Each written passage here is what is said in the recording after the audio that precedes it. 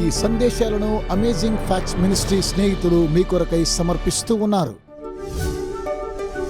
ఇలాంటి పట్టణం కన్నా భూమి మీద ఎలాంటి పట్టణం ఉండదని భావిస్తున్నాను. జమైకాలో ఉన్న పోర్ట్ రాయల్ అనే దేశం అనేకమైనటువంటి బార్లు, వ్యభిచారంతో కూడినటువంటి పట్టణం, భూభాగంలో లేనటువంటి భయంకరమైనటువంటి పట్టణం. అది దొంగలు, దోపిలిగాలు ఉండే స్థలం. లెవిస్ గ్యాడ్లీ వారి యొక్క సహోదరుడు మిషనరీలుగా 17వ శతాబ్దంలో ఆ ప్రాంతానికి వచ్చారు. వారు అక్కడ జరుగుతున్న అత్యాచారాలను చూసి చాలా నిర్ఘాంతపోయారు. అయితే ఒకరోజు న్యాయ తీర్పు రానే వచ్చింది. జూన్ 7వ తారీఖు 1692లో భయంకరమైన భూకంపంతో ఈ యొక్క ద్వీపాన్ని నాశనం చేసింది. రెండులో ఒక భాగం అంతా కూడా ఈ యొక్క ద్వీపము సముద్ర గర్భంలో కలిసిపోయింది. సునామీ ద్వారా లెవిస్ గాల్డీని ప్రాణంతో పూడ్చిపెట్టారు. చనిపోవడం కోసం భూగర్భంలో ఉంచినప్పుడు అతడు ప్రార్థించాడు. సేంద్రియ పేలుడు భూమిలో నుంచి పైకి లేచి భయంకరంగా పేలింది. తరువాత అతడు సముద్రంలోనికి నెట్టివేయబడ్డాడు. పడవ సహాయంతో బయటకు వచ్చాడు. లెవిస్ గాడ్లీ 47 సంవత్సరాలు తన జీవితాన్ని అక్కడే ఉండి ప్రభువైన యేసు కోసం తన యొక్క జీవితాన్ని త్యాగం చేశాడు. మీకు తెలుసా, బైబిల్ తెలియజేస్తుంది ప్రభువైన యేసుక్రీస్తు వారు రాకడ ముందు ఈ లోకంలో ఉన్నటువంటి పరిస్థితులు ఈ ద్వీపంలో ఎలాగున్నాయో అలాగే ఉండబోతున్నాయి. దినాలు చాలా భయంకరంగా మారిపోతాయి. అయితే దేవుని ప్రజలు భయపడని అవసరము లేదు. ఏ విధంగా దేవుడు లెవిస్ గాడ్లీని సంరక్షించాడో మిమ్మల్ని కూడా జాగ్రత్త వహిస్తాడు. మనలను రక్షించడానికి, కాపాడడానికి శక్తి కలదు. అలాగే మిమ్మల్ని పునరుద్ధరింప చేయగలదు.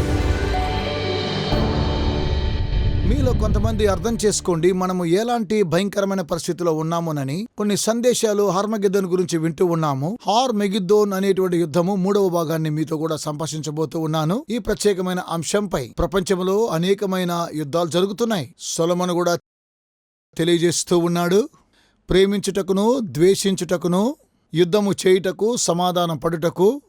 కొందరు ఇలా అంచనా వేస్తున్నారు, క్రీస్తు పూర్వము 3600 సంవత్సరాల క్రితం ప్రపంచమంతా కూడా 290 సంవత్సరాలు మాత్రమే సమాధానంతో ఉన్నారని తెలియజేస్తుంది. ఈ కాల వ్యవధిలో అందులో 14,531 చిన్న లేక పెద్ద యుద్ధాలు సంభవించాయి. అందులో 3,640,000,000 ప్రజలందరూ కూడా చనిపోయారు. ఈ నాశనము జరగడానికి విలువ కట్టిన విలువేంటో తెలుసా? ప్రపంచంలోనే 97 మైళ్ళ కంటే బంగారు బెల్టులా ఉంటున్నది. 33 అడుగుల వెడల్పు ఉంటుంది. గత 200 సంవత్సరాల క్రితము 13 సంవత్సరాల యుద్ధాలు జరిగాయి. అందులో సమాధానం కూడా కలదు. బైబిల్ గ్రంథంలో ఈ పదము చూస్తే 251 సార్లు యుద్ధమని వ్రాయబడి ఉన్నది. 192 మాటలు సమాధానమని 401 సారి వ్రాయబడింది. మనము ఎప్పుడైతే అర్మగెద్దోన్ యుద్ధాన్ని గురించి మాట్లాడుతున్నప్పుడు కొంతమంది ఇలా ఆలోచిస్తున్నారు, ఇది ఒకేసారి పెద్ద యుద్ధముగా జరగబోతుందని యోచిస్తూ ఉన్నారు. నిజం చెప్పాలంటే కొన్ని యుద్ధాలు చాలా సార్లు జరుగుతూ ఉంటాయి. మీరు 1862 చూసినట్లయితే ప్రపంచంలోనే చాలా గొప్పగా జరిగిన యుద్ధము ఉత్తర అమెరికాలో జరిగింది. సమ్మేళన సమైక్యాలు ఢీకొన్నాయి. గేట్స్బర్గ్, పెన్సిల్వేనియాలో జరిగాయి. ఈ పురాణ యుద్ధాలు 3 రోజులు కొనసాగాయి. దీని పర్యవసానము ఏమనగా 50,000 మంది చనిపోయారు. 2 దశల అర్మగెద్దోన్ యుద్ధాలు చూద్దాం. మొదటిది ప్రభువైన యేసు 2వ రాకడలో జరగబోతున్నది. రెండవదిగా 2వ రాకడ అంతములో జరగబోతున్నది. ఈ యొక్క యుద్ధము 1000 సంవత్సరాలతో అర్మగెద్దోను ప్రారంభమైనట్లయితే 1000 సంవత్సరాలతో అర్మగెద్దోను ముగిస్తున్నది. మొదటిగా పూర్వ 1000 ఏళ్ల యుద్ధము జరుగుతున్నది. కనుక ప్రారంభంలో ప్రకటన గ్రంథం 12వ అధ్యాయంలో ఏ విధంగా ఇవి ప్రారంభించబోతున్నాయి? హార్మగెద్దోను యుద్ధాలు. ఈ యుద్ధాలను గురించి చూస్తే చరిత్రలో మంచి చెడ్డలు జరుగుతూనే ఉన్నాయి. ఇది చాలా ప్రత్యేకమైనది. అందుచేత ఆ ఘటసర్పము ఆగ్రహము తెచ్చుకుని దేవుని ఆజ్ఞలు గైకొనుచు యేసును గూర్చి సాక్ష్యమిచ్చుచు ఉన్నవారైన ఆమె సంతానములో శేషించిన వారితో యుద్ధము చేయుటకై బయలువెడలి సముద్ర తీరమున నిలిచెను. ఘటసర్పము యుద్ధము ప్రారంభం చేస్తుంది స్త్రీతో.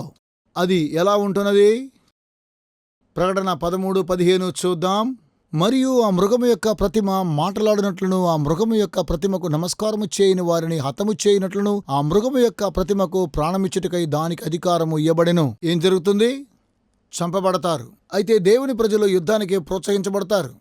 ఆ ఘటసర్పము దేవుని యొక్క ప్రజలను నాశనం చేయడానికి తయారవుతుంది. ఆ సమయంలో చరిత్రలో కొత్త చట్టాలు నెలకొల్తాయి. ప్రతి ఒక్కొక్కరు కూడా ప్రోత్సహించబడతారు. దానియేలు గ్రంథంలో ఏం రాయబడిందో చూడండి. మనము మనుషుల యొక్క ఆజ్ఞలకు లోబడాలా లేదా దేవుని యొక్క ఆజ్ఞలకు మనము లోబడాలా? ఆ సమయంలో చూడడానికి దేవుని యొక్క ప్రజలు నాశనం చేయబడుతూ ఉన్నారు. ఆ సమయంలో దేవుడు ఏం చేస్తాడు? ఇది చాలా వ్యత్యాసమైంది. ఎందుకంటే దేవుడు మనల్ని కాపాడడం కోసమై దిగొస్తున్నాడు. తమ ప్రజలు శ్రమలో ఉన్నప్పుడు ముందుగా మనం చదువుకున్నాం. ప్రకటన గ్రంథం 13వ అధ్యాయంలో ఘట సర్పంకున్నటువంటి అధికారము వాక్యం తెలియచేస్తుంది. దేవుడు అతనికి శక్తినిస్తాడు. అయితే పరిశుద్ధులు యుద్ధము చేసి జయిస్తారు. అంధకారమైనటువంటి యుగంలో చూస్తే దేవుని యొక్క ప్రజలు హింసించబడతారు. వారేదో నష్టపోయినట్లుగా కనిపిస్తూ ఉంటుంది. మరి యొక్క విషయం ఏంటో చూద్దాం. ఇది ఒక గొప్ప కథగా ఉంటున్నది. ఇది ఎలా ఉంటుందంటే, మంచివాడు ఎప్పుడు కూడా జయిస్తూనే ఉంటున్నాడు. చివరిగా అతడు విజయాలను సాధిస్తాడు. ఒక కారణము విజయానికి, ఈ యుద్ధాలు చాలా భయంకరమైనవి. ఎందుకనగా దేవుని యొక్క ప్రజలు యుద్ధంలో జయాన్ని పొందినట్లు అనిపిస్తుంది. చాలాసార్లు చూస్తే మృగమే జయం పొందినట్లుగా ఉంటుంది. ఇప్పుడు అవన్నీ కూడా మార్చబడబోతూ ఉన్నాయి. ఇక్కడ ఒక చిత్రపటాన్ని మనము చూద్దాం. యుద్ధము ప్రారంభమవుతుంది. ఓ ప్రత్యేకమైన రీతిలో. ఎలాగనగా దేవుని యొక్క ప్రజలు దేవుని యొక్క ఆజ్ఞలకు విరుద్ధమవుతున్నారు, లేదా వాటిని అధిగమిస్తారు. ఆ ప్రాముఖ్యమైనటువంటి సమయంలో మరియు పరలోకము తెరవబడిన చూచితిని, అప్పటిదిగో తెల్లని గుర్రమొకటి కనబడను, దాని మీద కూర్చునిన్నవాడు నమ్మకమైన వాడును సత్యవంతుడును అనునామము గలవాడు, ఆయన నీతిని బట్టి విమర్శ చేచు యుద్ధము జరిగించుచున్నాడు. రక్తములో ముంచబడిన వస్త్రము ఆయన ధరించుకొని ఉండెను, మరియు దేవుని యొక్క నామము ఆయనకు పెట్టబడెను. పరలోకమందున్న సేనలు శుభ్రమైన తెల్లని నారబట్టలు ధరించుకుని తెల్లని గుర్రములెక్కి ఆయనను వెంబడించుచుండిరి. పరిశుద్ధుల నీతి అందులో కనిపిస్తున్నది. నోటిలోండి వాడి అయిన ఖడ్గం బయలు వెళ్తుంది. నోరు అంటే అర్థమేంటి? ఖడ్గము ఆయన నోటిలో నుండి. దేవుని వాక్యము వేగంగా పరిగెత్తుంది. ఎటువంటి వాడి అయిన ఖడ్గము కంటే చాలా బలమైనది ఎఫెసీయులకు రాసిన పత్రిక తెలియజేస్తుంది. దేవుని వాక్యము ఆత్మ ఖడ్గం అని తెలియజేస్తుంది. యేసుక్రీస్తు వారు తన నోట్ల నుంచి పెద్ద ఖడ్గంతో బయటకు వస్తున్నాడా? కాదండి, అది ఒక వాక్యమయ్యున్నది. పరలోకమందున్న సేనలు శుభ్రమైన తెల్లని నారబట్టలు ధరించుకుని తెల్లని గుర్రములెక్కి ఆయనను వెంబడించుచుండిరి. జనములను కొట్టుటకై ఆయన నోట నుండి వాడిగల ఖడ్గము బయలు వెడలుచున్నది. ఆయన ఇనుప దండముతో వారిని ఏలును. ఆయనే సర్వాధికారియగు దేవుని తీక్షణమైన ఉగ్రత అను మద్యపు తొట్టి త్రొక్కును. దేవుని తీక్షణమైన ఉగ్రత అనేటువంటి తొట్టిని ఆయన త్రొక్కును. దీని యొక్క అర్థమేంటో చూద్దాం. ప్రభు వస్తూ ఉండగా దేవుని ఉగ్రత అనేటువంటి ద్రాక్షల తొట్టిని ఆయన త్రొక్కును. రాజులకు రాజును ప్రభువులకు ప్రభువును అను నామము ఆయన వస్త్రం మీదను తొడ మీదను వ్రాయబడి ఉన్నది. కనుక యేసు మరణ శాసనం రాసేటువంటి వాడుగా వస్తున్నాడు. చరిత్రలోనే ఇది చాలా ప్రాముఖ్యమైనటువంటి మార్పు. ఆ సంఖ్యను గురించి ఆలోచిస్తుండగా తెల్లని గుర్రం మీద ఆయన వస్తూ ఉన్నాడు. చూడండి, ప్రకటన 19:19. మరియు ఈ గుర్రం మీద కూర్చున్న వానితోనూ ఆయన సేనతోనూ యుద్ధము చేయుటకై ఆ క్రూర మృగమును భూరాజులను వారి సేనలను కూడియుండగా చూచితిని. ప్రభువైన యేసుక్రీస్తు వారు గుర్రముల మీద వస్తూ ఉండగా ఆయన సేనలు ఆయనతో కూడా రావడం మనం చూస్తూ ఉన్నాం. ఆ మృగము ఆయనకు విరుద్ధంగా యుద్ధము ప్రారంభం చేస్తూ ఉన్నది. దీని యొక్క అర్థమేమనగా ప్రభు అయినటువంటి యేసుక్రీస్తు రాకడకు చివరగా జరిగే యుద్ధము. ఆకాశములు రవులుకుంటాయి. యుద్ధములో మన ఆయుధాలు ఏంటి? ఆయన నోటిగుండా వచ్చేటువంటి ఖడ్గం. అది దేవుని వాక్యము. అది ఖడ్గము కాదు. వాక్యము ద్వారా మృగాన్ని ఆయన నాశనం చేస్తున్నాడు. ఎప్పుడైతే ప్రభు ఆకాశం నుండి వస్తున్నాడో, ఆయనన్నారు, నేను దొంగవలే వస్తున్నానని. 2 పేతురు 3వ అధ్యాయము. చివరిగా పరలోకం నుండి దేవుడు దిగొస్తున్నాడు. రాత్రివేళ దొంగ వచ్చినట్లు ఆయన యొక్క దినము ఉండబోతూ ఉన్నది. పంచభూతములు మిక్కుటమైన వేండ్రముతో లయమైపోతున్నాయి. భూమియు దాని యొక్క కృత్యములన్నీ కూడా కాలిపోతూ ఉన్నాయి. ఇవన్నీ కూడా కరిగిపోతూ ఉన్నాయి. మనము చూడబోతూ ఉన్నాం. దేవుని ప్రజలుగా ఉండేటువంటి మనము ఏ విధంగా ఉండబోతూ ఉన్నామో, మనము దేవుని దినపు రాకడ కొరకై వేచి ఉన్నాం. బైబిల్ తెలియజేస్తుంది దేవుని దినపు రాకడని. ఈ భయంకరమైన స్థితిలో ఆ మృగము కూడా నాశనం చేయబడుతుంది. తరువాత ప్రభువైన యేసు మేఘారుడై వస్తూ ఉన్నాడు. బైబిల్ తెలియజేస్తుంది క్రీస్తునందుండి మృతులైన వారు మొదట లేతురు. 2 పునరుద్ధానములు కలవు. ఈ విషయాన్ని విన్నప్పుడు నేను ఆశ్చర్యపోయాను. ప్రభువైన యేసు వచ్చినప్పుడు అందరూ లేస్తారా? కాదండి. ప్రభువైన యేసు అన్నారు, దీనికి ఆశ్చర్యపడకుడి, ఒక కాలం వచ్చుచున్నది. ఆ కాలమున సమాధులలో నున్న వారందరూ ఆయన శబ్దం విని మేలు చేసిన వారు జీవ పునరుద్ధానమునకును, కీడు చేసిన వారు తీర్పు పునరుద్ధానమునకును బయటికి వచ్చెదరు. యోహాను సువార్త 5వ అధ్యాయము 28-29 వచనాలు. దానియేలు 12వ అధ్యాయము. ఇద్దరిని వేరుపరుస్తాయి. మట్టిలో ఉన్నవారు అందరూ లేస్తారు. కొంతమంది జీవమునకు వెళతారు, కొంతమంది నిత్య తీర్పులోనికి ప్రవేశిస్తారు. అలాగుననే వాస్తవంగా చెప్పాలంటే మొదటి తెస్సలోనికి రాసిన పత్రికలో 4వ అధ్యాయంలో క్రీస్తునందు మృతులైన వారు లేస్తారు. మొదటిగా లేచిన వారు దేన్నో పొందుకుంటున్నారు. ఎందుకు మొదటిగానే చెప్పబడింది? ఏం జరుగుందో చూద్దాం. లేకపోతే రెండవది. ఎక్కడికి వెళ్ళకండి స్నేహితులారా, నేటి ప్రదర్శనలోనికి మనము తిరిగి కలుసుకోబోతూ ఉన్నాము. ప్రత్యక్షంగానో పరోక్షంగానో వాస్తవంగా బైబిల్లోని గొప్ప రచయితలందరూ కూడా గొప్ప తీర్పు దినాన్ని గురించి రాశారు. పౌలు అంటున్నాడు, మనమందరము క్రీస్తు న్యాయపీఠం ఎదురు ప్రత్యక్షం కావాలి. మనం చేసిన అనేక పాపాలు వెలుగులోకి వస్తాయి. పరిశుద్ధమైన దేవుని యొద్ద ఇవన్నీ కూడా గ్రంథస్థం చేయబడ్డాయి. ప్రతి మనిషికి ఇది భయాందోళన కలిగించాలి. ప్రభువైన యేసుక్రీస్తు వారు న్యాయ తీర్పు ఎలా తప్పించుకోవాలో తెలియజేస్తున్నాడు పరిపూర్ణమైన సమాధానంతో. ఈ అద్భుతమైన పుస్తకాన్ని మీతో పంచుకోవాలని కోరుతూ ఉన్నాము. బైబిల్ వాక్యాలతో వివరిస్తూ ఉంది. ఈ తీర్పుకు ఎవరు అధ్యక్షత వహిస్తారు, ఈ రక్షణ న్యాయవాది ఎవరు, ఎవరు నిందితుడు, మహోన్నతమైన న్యాయవాది ఎవరు, ప్రత్యేకంగా ఇందులో నుండి మనము ఏ విధంగా తప్పించబడాలి. మీ ఉచిత కాపీ పొందడానికి ఈ తెరపై ఉన్న నంబర్ను సంప్రదించండి. ఆఫర్ నంబర్ 419 అని అడగండి. మా వెబ్ చిరునామాను సంప్రదించండి. ఈ అద్భుతమైన పుస్తకాన్ని మీరు చదివిన తర్వాత మీ స్నేహితులతో దీన్ని పంచుకోండి. ఇప్పుడు నేటి ప్రదర్శనలోనికి వెళదాం. దేవుని వాక్యము ద్వారా అనేకమైన సత్యాలు నేర్చుకుందాం. మృతులైనటువంటి మృతులు ఆ 1000 సంవత్సరములు గడుచు వరకు కడమ మృతులు బ్రతుకలేదు.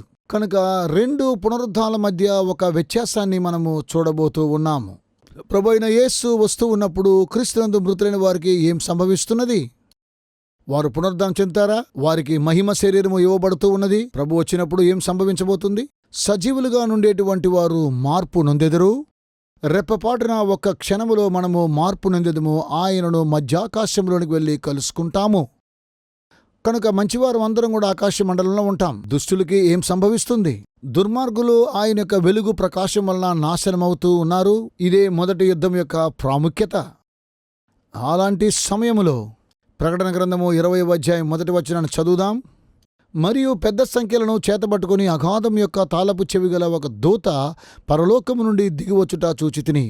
అతడు ఆది సర్పమును అనగా అపవాదియు సాతానును అను ఆ ఘట సర్పమును పట్టుకుని 1000 సంవత్సరములు వానిని బంధించి అగాధములో పడవేసి ఆ 1000 సంవత్సరములు గడుచు వరకు ఇక జనములను మోసపరుచుకున్నట్లు అగాధమును మూసి దానికి ముద్ర వేసెను. అటు పిమ్మట వాడు కొంచెము విడిచిపెట్టబడవలను. ఆ 1000 సంవత్సరములు గడుచు వరకు ఇక జనములను మోసపరుచుకున్నట్లు అగాధమును మూసి దానికి ముద్ర వేసెను. అటు పిమ్మట వాడు కొంచెము విడిచిపెట్టబడవలను. ఆ తరువాత అతడు అగాధములో నుండి కొద్ది కాలము విడిచిపెట్టబడును. అగాధములో బంధించబడినటువంటి సాతానుడు ఇది ఆర్మగెదోను యుద్ధానికి ప్రారంభము. ఇది జనాలను గందరగోళం చేస్తూ ఉన్నది. ఆ పదాన్ని అబూసోస్ అంటారు. ఇది గ్రీకు పదము. ఈ పదాన్ని లూకాసు వార్త 8లో చూడగలము. ఆ దయ్యములు ప్రభువైనటువంటి యేసును చూసి మమ్మును పాతాళంలోకి పంపించవద్దన్నాయి. మమ్మును పాతాళంలోనికి పంపించవద్దు, అక్కడ ఏమీ లేదనేటువంటి అర్థమిస్తుంది. అక్కడ ఎవరూ పట్టుకోలేరు, అక్కడ ఎలాంటి మార్పు జరగదు. మమ్మును పాతాళంలోనికి పంపించడం కంటే ఆ పందుల యొక్క మందలోనికి పంపించండి, అయితే మమ్మను పాతాళమునకు పంపించవద్దు. ఆ పదానికి అర్థం ఇదే పదము ప్రకటన గ్రంథం 20లో చూడగలము. ఎందుకు తర్జుమా చేసేవారు అగాధమని చేశారు? కింగ్ జేమ్స్ తర్జుమా చూసినట్లయితే బైబిల్ చివరలో చూస్తే ఓ ప్రాముఖ్య అంశాన్ని వారు తెలియచేయాలి అని అనుకున్నారు. అందుకే వారు అగాధమని తర్జుమా చేశారు. ఎవరూ లేనటువంటి అగాధమైనటువంటి స్థలములో వాటిని నెట్టివేస్తూ ఉన్నాడు. ఇప్పుడు ఆ అగాధ స్థలము అనగా దాని యొక్క అర్థమేంటి? ఎక్కడ సాతాను బంధించబడుతూ ఉన్నాడు? 1000 సంవత్సరములు. ఆ వాక్య భాగాన్ని మనము చూసినట్లయితే యిర్మీయా గ్రంథము 25వ అధ్యాయంలో ఈ పదాన్ని చూస్తూ ఉన్నాం. ఆ దినమున యెహోవా చేత హతులైన వారు ఈ దేశము యొక్క ఈ దశ నుండి ఆ దశ వరకు కనబడుదురు. ఎవరునూ వారిని గూర్చి అంగలార్చరు, వారిని సమకూర్చరు. నీతిమంతులు వెళ్ళిపోయారు, దుష్టులు నాశనమైపోయారు. వారిని పాతిపెట్టివారెవరు? వారి కోసం ప్రలాపించేవారెవరు? యెషయా గ్రంథం 24:1 చూసినట్లయితే ఆలకించుడు, యెహోవా దేశమును వట్టిదిగా చేయుచున్నాడు. ఆయన దాని పాడుగా చేసి కల్లోలపరచుచున్నాడు, దాని నివాసులను చెదరగొట్టుచున్నాడు. యిర్మీయా గ్రంథము 4వ అధ్యాయము 23, 24 వచనాలు. నేను భూమిని చూడగా అది నిరాకారముగాను శూన్యముగాను ఉండెను. ఆకాశము తట్టు చూడగా నిరాకారముగా ఉన్నది. ఏం చూస్తూ ఉన్నారు మీరు? ఆదికాండము, సరేనా? మనము తిరిగి వెనక్కి వెళుతున్నాము. ఆదికాండంలోనికి వెళుతూ ఉన్నాము. దానికి ముందు మనము చూస్తూ ఉన్నాము. అలా చూస్తూ ఉండండి. ఆకాశము శూన్యమైపోయినది, అచ్చట వెలుగు లేకపోయిను. పర్వతములను చూడగా అవి కంపించుచున్నవి, కొండలనియు కదులుచున్నవి. నేను చూడగా నరుడొకడును లేకపోయిను, ఆకాశ పక్షులనియు ఎగిరిపోయిండెను. నేను చూచుచున్నగా ఫలవంతమైన భూమి ఎడారాయను, అందులోని పట్టణములన్నీ యెహోవా కోపాగ్నికి నిలువలేక ఆయన ఎదుట నుండకుండా పడగొట్టబడి ఉండెను. నరుడొకడు లేడు, పక్షులన్నీ కూడా లేవు, పట్టణాలన్నీ కూలిపోయాయి. యెహోవా కోపాగ్నికి అవన్నీ కూడా నిలవలేకపోతూ ఉన్నాయి. దేవుని యొక్క దినపు రాకడ వరకు మనం చూస్తే దుర్మార్గుల మీద ఆయన కోపాగ్ని కుమ్మరిస్తున్నాడు. అవి నిరాకారముగా శూన్యముగా ఉన్నవి. ఆ పదమేంటి ఒకసారి చూడండి. పాత నిబంధన గ్రంథము, అది ఆదిమ హెబ్రీ గ్రీకు భాషలో కలదు. క్రీస్తుకు పూర్వం మనం వెళ్ళి చూసినట్లయితే సెప్టాజెంట్ అంటారు. గ్రీకులో ఈ పదాన్ని చూస్తే భూమి అంతా కూడా శూన్యముగాను నిరాకారముగా ఉన్నది. అదేనండి అబూసోస్ అంటే. కనుక సాతానుడు ఈ లోక సంబంధి, ఈ లోకాధిపతి అయ్యున్నాడు. ఆ తరువాత నీతిమంతులు లేచెదరు, మృతులు లేస్తారు. మనము క్రీస్తు సిద్ధపరిచిన స్థలమునకు వెళతాం. సాతానుడు తన యొక్క దూతల చేత బంధించబడుతూ ఉన్నాడు. 1000 సంవత్సరాలు అంధకారములో అగాధములో పడవేయబడుతూ ఉన్నాడు. ఎందుకనగా వాడు చేసినటువంటి తిరుగుబాటును బట్టి సాతానుడు అంటున్నాడు, నేను దేవుని కంటే ఎక్కువగా ఉంటాను, ఆయన సింహాసనం మీద నేను కూడా కూర్చుంటానన్నాడు. తాను అవలంబించినటువంటి తత్వము ద్వారా 1000 సంవత్సరాలు బాధించబడుతూ ఉన్నాడు. ఇక్కడ ఈ 1000 సంవత్సరాలు ఆ తరువాత ఏం జరగబోతుందో చూద్దాం. అతడు అగాధములోనికి నెట్టివేయబడుచూ ఉన్నాడు. ఆ తరువాత కొంతకాలము విడిచిపెట్టబడతాడు. ఇదెప్పుడు జరగబోతుంది? ప్రకటన గ్రంథం చూద్దాం. 20వ అధ్యాయము 5వ వచనం ఒకసారి చదవండి. ఆ 1000 సంవత్సరములు గడుచు వరకు కడమ మృతులు బ్రతుకలేదు. క్రీస్తునందు మృతులైన మృతులు మొదటగా లేస్తారు. వారు ఇసుక రేణువుల వలె ఉండెదరు. ఇప్పుడు ప్రపంచంలో ఎంతమంది ప్రజలున్నారు? 7.8 బిలియన్ ప్రజలున్నారు. మరి నోవహు జలప్రలయం రావడానికి ముందుగా భూమి మీద ఎంతమంది ఉన్నారు తెలుసా? 1 మిలియన్. మీరు లెక్క వేస్తే కొన్ని వందల సంవత్సరాల క్రితం ఎంతమంది జీవించారు?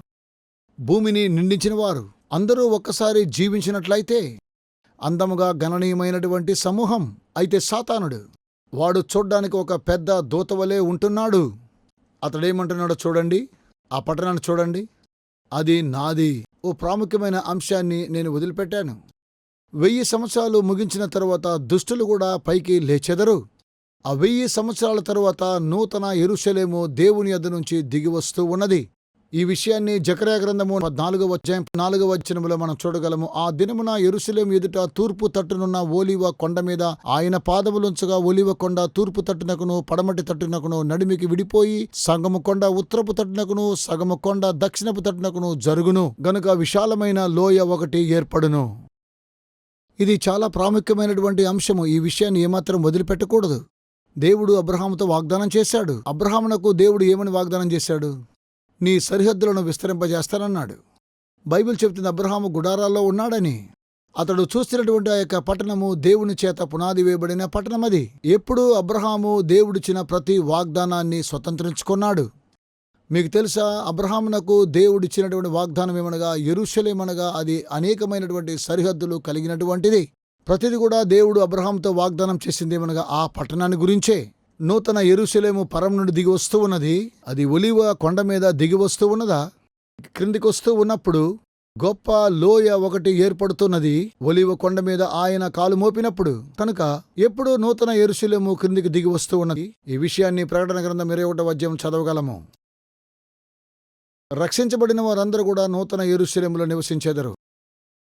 రక్షించబడని వారు వెలుపల నుండెదరు. మంచి దేవదూతలందరూ కూడా లోపల ప్రవేశిస్తారు. అలాగే చెడ్డ దేవదూతలందరూ కూడా వెలుపల నుండెదరు. క్రీస్తు లోపల ఉంటున్నాడు, సాతానుడు వెలుపల నుంటున్నాడు. ఇక్కడ మీరు చూసినట్లయితే ప్రపంచంలో ఉన్నవారు అందరూ కూడా జీవంతో లేస్తూ ఉన్నారు. భూమి మీద ఉన్నవారు ఒకే సమయంలో. దీని అర్థమేమనగా, ఒకవేళ మనం ఈరోజు కలుసుకోకపోతే ఒకరోజు మనం పరలోకములో కలుసుకుంటాం. మనమందరము పట్టణం లోపల ఉండాలనుకుంటున్నాం, సరేనా? ప్రకటన గ్రంథము ఇదే మనకు తెలియజేస్తుంది, జరుగుతుంది. కనుక సాతానుడు ఆ పట్టణాన్ని చూస్తూ ఉన్నాడు. నీతిమంతులంతా అక్కడుంటున్నారు. వాడు చూస్తూ ఉన్నాడు. తాను ఏం కోల్పోయాడు? ఆ సైన్యాన్ని చూస్తున్నాడు. సాతానుడు ఎంతగానో ప్రవేశించి ఆకర్షించబడుతూ, అది మనము నివసించవలసిన పట్టణము నా యొద్ద నుంచి అతడు తీసేసుకున్నాడు, మనము దాన్ని తిరిగి పొందాలి. చూడుము, మనము ఎంతమంది ఇక్కడ ఉన్నాము. మనము లెక్కించి చూసినట్లయితే 101గా ఉంటున్నాం. అదేమనగా 100 నుండి 1ని తెలియజేస్తున్నాను. ఒకవేళ అది బయట ఉన్నవారి కంటే లోపల ఉన్నటువంటి వారు, సరేనా? ఇరుకు ద్వారమున ప్రవేశింప పోరాడి అందులో ప్రవేశించువారు కొద్దిమందే. ఆ సమయంలో సాతానుడు అందరినీ పోగు చేసుకుని యుద్ధము చేయడానికి సిద్ధపడుతూ ఉన్నాడు. ఈ భూమి మీద తనకున్నటువంటి ప్రతి విషయాన్ని కూడా అతడు వినియోగించుకోబోతూ ఉన్నాడు. ఏ విధంగా అయినా అతడు యుద్ధాన్ని కొనసాగించి అణుఆయుధాలు ఎలాంటి విషయమైనా సరే దేవునికి విరుద్ధంగా చేస్తూ ఉన్నాడు. ఎలాగైనా యుద్ధాన్ని కొనసాగించి బలవంతంగా తీసుకోవాలని కోరుతూ ఉన్నాడు. అప్పుడు పరలోకము మార్చబడుతూ ఉన్నది. అక్కడ ఉన్నవారు సెలవిచ్చినదేమనగా, పరలోకాన్ని నుండి అగ్ని కుమ్మరిస్తూ ఉన్నాడు, దాడి చేస్తున్నాడు. అది ఎలా సూచిస్తుందనగా, వాని పథకాలను నాశనం చేస్తూ ఉన్నాడు. వెంటనే వెలుగు ప్రకాశిస్తూ ఉన్నది. దేవుని యొక్క మహిమ కనబడుచున్నది. మరియు ధవలమైన మహాసింహాసనమును దాని యందు ఆసీనుడై ఉన్న ఒకరిని చూచితిని. భూమి ఆకాశములు ఆయన సముఖము నుండి పారిపోయెను, వాటికి నిలువ చోటు కనబడకపోయెను. ప్రకటన గ్రంథం 20:11.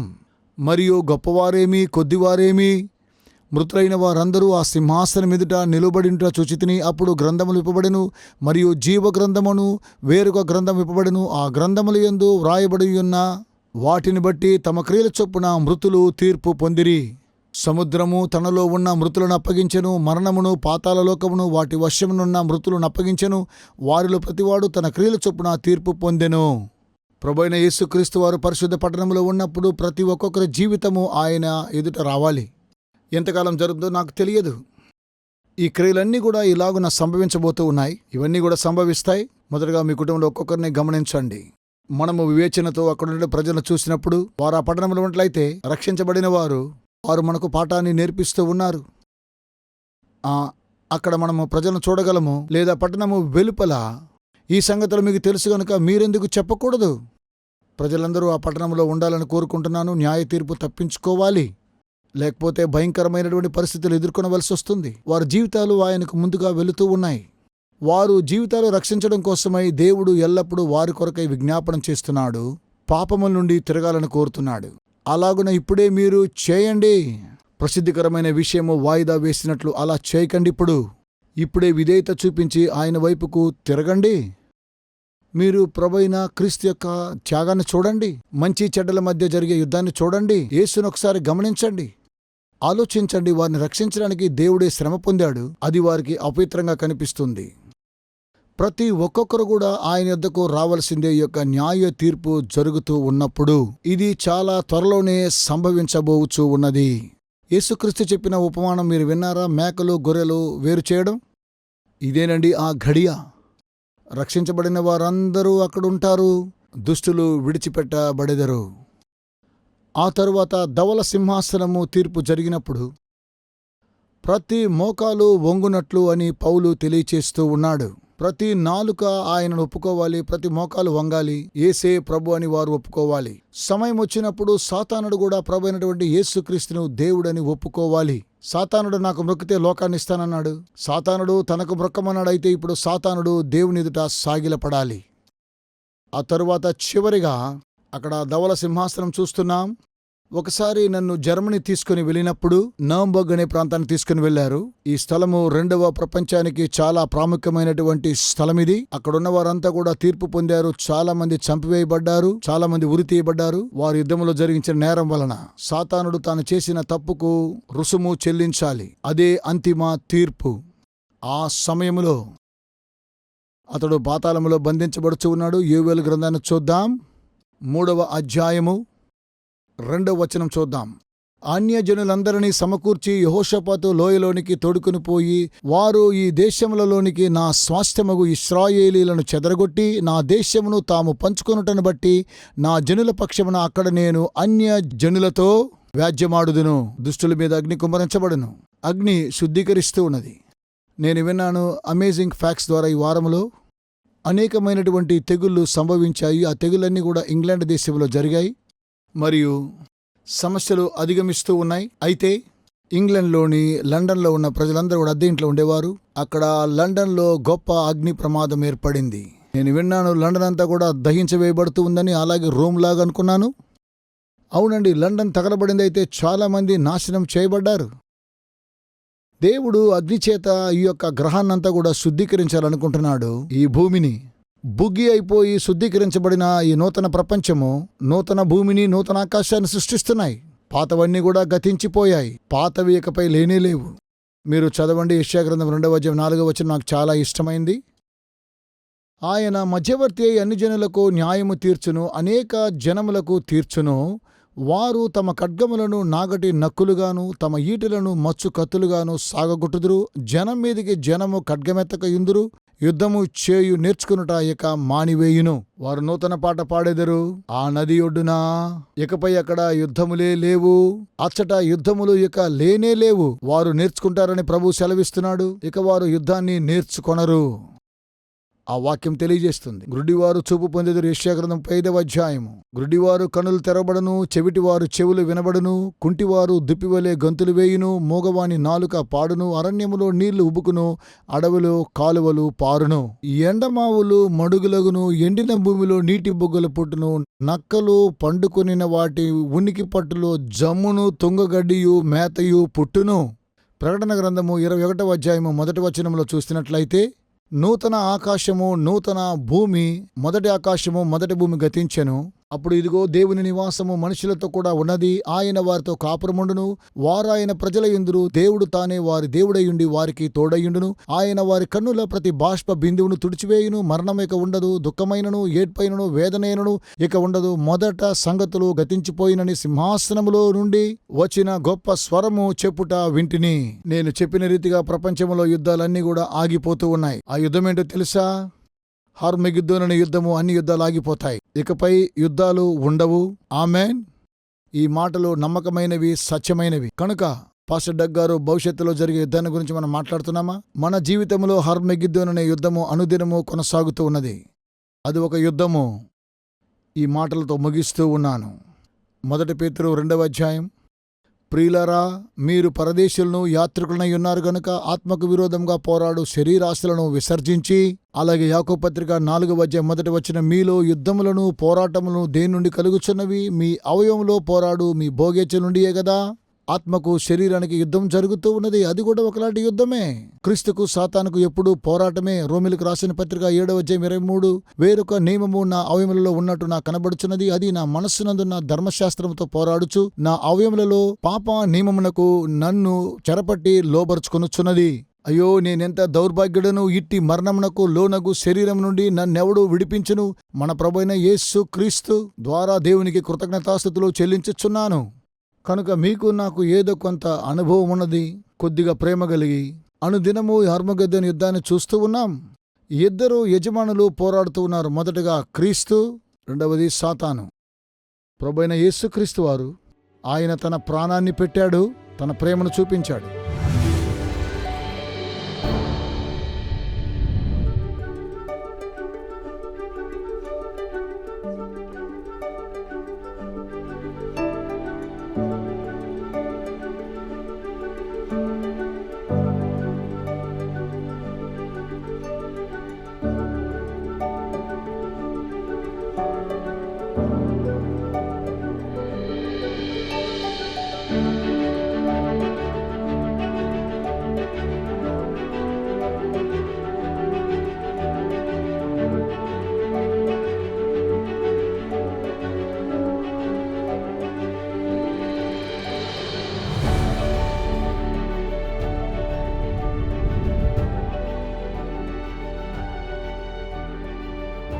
మర్చిపోకండి, ఈరోజు ఉచిత ఆఫర్ని పొందుకోవడం కోసము మీరు చేస్తూ ఉన్నటువంటి సహాయాన్ని బట్టి మీకు వందనాలు తెలియజేస్తూ ఉన్నాం. యేసుక్రీస్తు సువార్తను ప్రపంచానికి తీసుకుని వెళ్ళాలి. రాబోయే వారం మాతో కూడా కలుసుకోండి. దేవుని యొక్క వాక్యం ద్వారా లోతైన సత్యాలు తెలుసుకుందాం. ఆశ్చర్యమైన సత్యాలు మనం నేర్చుకోబోతున్నాం.